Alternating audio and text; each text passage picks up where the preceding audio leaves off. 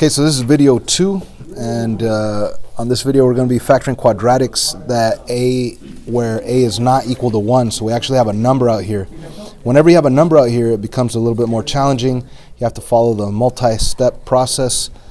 Step 1 is to multiply a times c, where your a value is 6 and your c value is -3.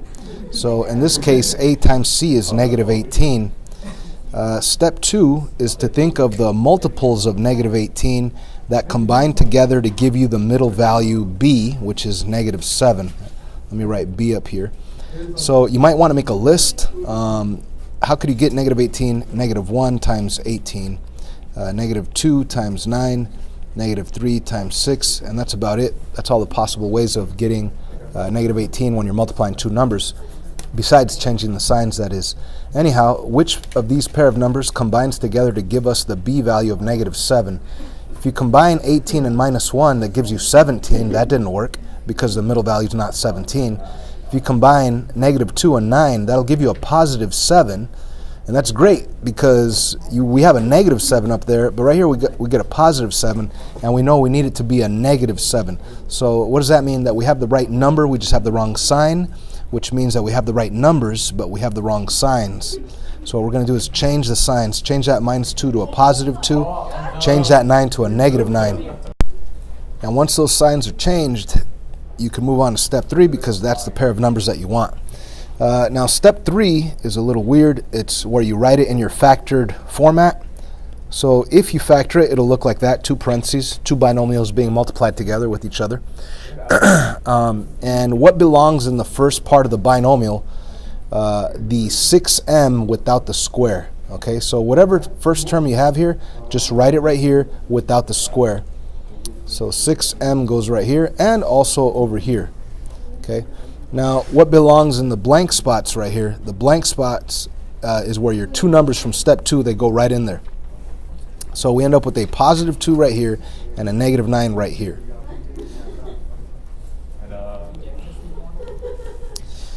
And that is the factored form, except it's not ready to go yet. I mean, even if you were to think about it, what's 6m times 6m? It's 36m squared, and that's definitely not 36m squared. So that's why it's so important to remember step 4, and this is supposed to be done in your head, where you just reduce each binomial by the GCF. So 6 and 2 could be reduced by 2. So we end up with 3m plus 1, and the other one, the 6 and the 9, you could reduce by 3, which means that you'll end up with 2m and -3. And that's your final factored form. That is it. Let's move on. Number 10. This one I actually put on here accidentally, okay, but let's use my accident to create a learning experience. Now normally I would say, oh, it's not 1, so let's multiply a times c and get a huge number like -72. However, I'm looking at this. I am looking at this and I'm recognizing that all 3 terms have even numbers. So what I could do is actually factor out the GCF. Always try to factor out a GCF first. So like I said, this was totally on accident, but that I put all 3 numbers that are divisible by 2. But let's use this accident to remember that it's very important to factor out the GCF whenever you can. So when you pull out that GCF, you'll have a 6x squared and a -7x and a -3. Now what that does is that it creates an easier quadratic trinomial to work with. Now, we should go through the steps, but another thing I'm just recognizing right now is that this quadratic trinomial is the exact same quadratic trinomial. This one right here is the same one as this one over here on number 9. So, I mean, we know that this blue quadratic trinomial, with all of this work right here, we know that it's going to give us the factored form 3m plus 1 and 2m minus 3, and we're going to just take that 2 that's out in the front and put it in the front. So that would be your final factored form answer. Yeah, that was a total mistake in my part. So I mean, I guess if we want to skip this one, we could skip it. Let's move on to the next one. which has no GCF, so it is good to do the multi-step process here. Let's do this. Step 1, multiply a times c. So we're going to go a times c, we get 4 times 5, that's 20. And then step 2 is to think of the multiples of 20. I want to make a list. 1 times 20, 2 times 10, 4 times 5, and that's about it. And what we're looking for is the pair of numbers that combines together to give us the b value, which is negative 21. And I know that if I combine 1 plus 20, I will get 21, but I want it to be a negative 21. So I have the right numbers, I just have the wrong signs. So I need to change those signs. I want to change that to a negative 1 and also to a negative 20. And that'll be the pair of numbers that I want for step 2. So negative 1 and negative 20. Step 3 is to write your factored form format with the parentheses. And once again, we write in the first part of our binomials, we write this first term up here, the 4x, without the square. So let's put 4x right there and 4x over here. Okay, so whatever you see out here in the front, if it were a 8x squared, you just put an 8x and an 8x. If it were a 3k squared, you would just put a 3k and a 3k. So whatever you see out here, you just write it in both positions without the square. And then we take the pair of numbers from step 2 and plug it into those blank spots. So we have a -1 and a -20. Now step 4 is to reduce your binomials. So the first binomial you can't even mess with. It says 4x minus 1. You can't divide that by 4 and that by 4. It would be messed up, right? So there is no GCF, so you just leave it exactly the way it is, 4x minus 1. Now the second binomial you could reduce by 4, and you will get 1x minus 5. And that is your factored form for number 11. Factoring by grouping. Okay, this is very important. There's going to be one question on the test that's worth 2 points, so let's make sure we understand it. The first step is to make space between your first group and your second group. Now, what do I mean by that? The first 2 terms are going to be your first group. The second 2 terms are going to be your second group, so let's make some space between it. So notice the only thing I did was put space between them. I do not write parentheses. Don't do that. That might mess you up. Just make some space between the first 2 and the second 2. There's my space.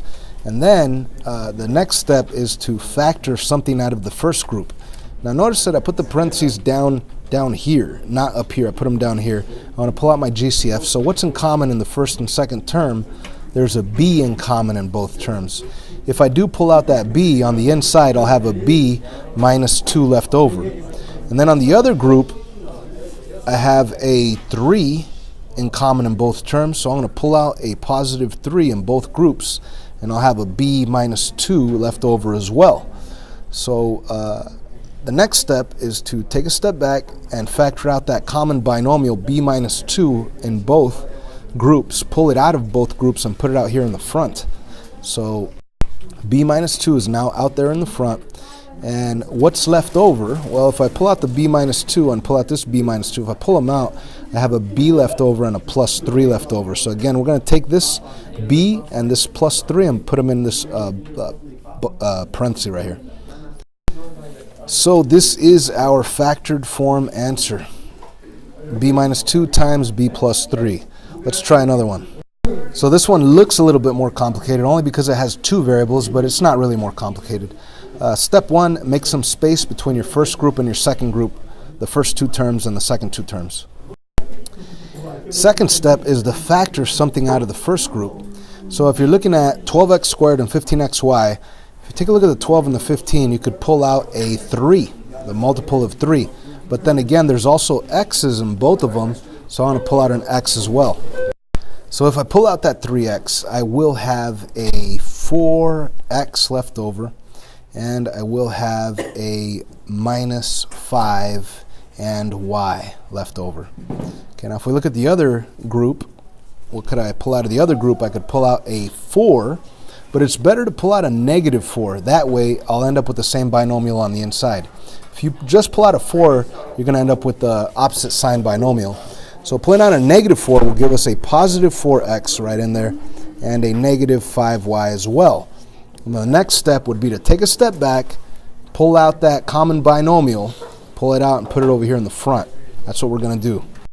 And if I do pull out that binomial, what would be left is simply this 3x and this minus 4. So we're going to take these guys and bring them down. And we are done. Let's move on to the next one, 14.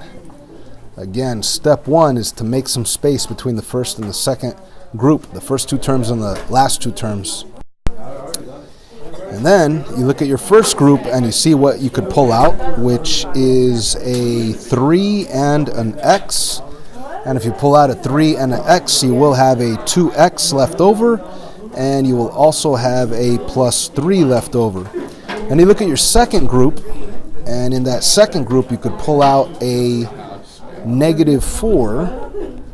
And if you pull out a negative 4, again, it will be a 2x plus 3 left over. So then you take a step back and you pull out that common binomial that's in both terms, that 2x plus 3 and the 2x plus 3, pull that out. And of course, if you were to pull that out, what would be left?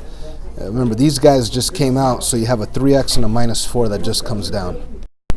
And that would be the answer to number 14. By the way, I don't know if I mentioned this, but these are worth 2 points on the test because it takes so long.